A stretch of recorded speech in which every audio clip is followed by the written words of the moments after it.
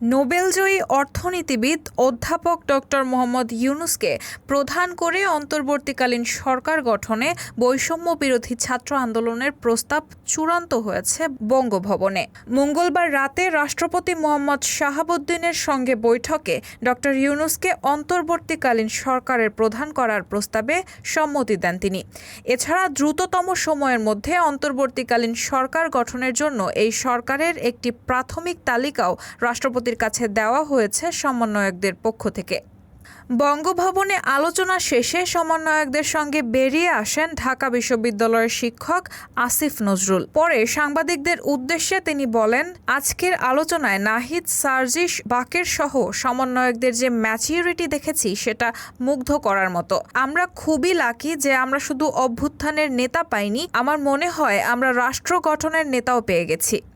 তিনি আরও বলেন, আমাদের যে তালিকা সেটি এখনও চূড়ান্ত হয়নি, সেজন্য এখনও প্রকাশ করা হবে না। কত সংখ্যা হবে না হবে এসব বিষয় নিয়ে আলোচনা চলছে।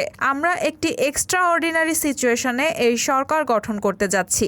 এক্ষেত্রে এই সরকারকে বৈধতা দেওয়ার বিভিন্ন সাংবিধানিক রীতি আছে, যে নিয়ম আছে সেটি ফলো করা হবে। সরকারের মেয়াদ এখনও ঠিক করা হয়নি।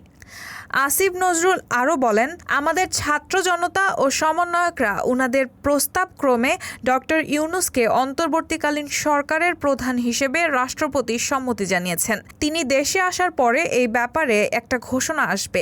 বৈঠক নিয়ে অধ্যাপক আসিফ নজরুল বলেন, আমাদের সেনা, নৌ ও বিমান বাহিনীর প্রধান অত্যন্ত আন্তরিকতার সঙ্গে আলোচনা করেছেন।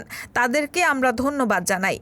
অন্তর্বর্তীকালীন সরকারের রূপরেখা নিয়ে রাষ্ট্রপতি মোহাম্মদ শাহাবুদ্দিনের সঙ্গে বৈঠকে সেনাবাহিনী প্রধান জেনারেল ওয়াকারুজ্জামান, বিমান বাহিনী প্রধান air chief marshal Hasan Mahmud Khan, নৌবাহিনী প্রধান অ্যাডমিরাল মোহাম্মদ নাজমুল হাসান, ঢাকা বিশ্ববিদ্যালয় আইন বিভাগের অধ্যাপক আসিফ নজরুল, আন্তর্জাতিক সম্পর্ক বিভাগের অধ্যাপক তানজিম উদ্দিন খান ও বৈষম্য বিরোধী ছাত্র আন্দোলনের ১৩ সমন্বয়ক উপস্থিত ছিলেন।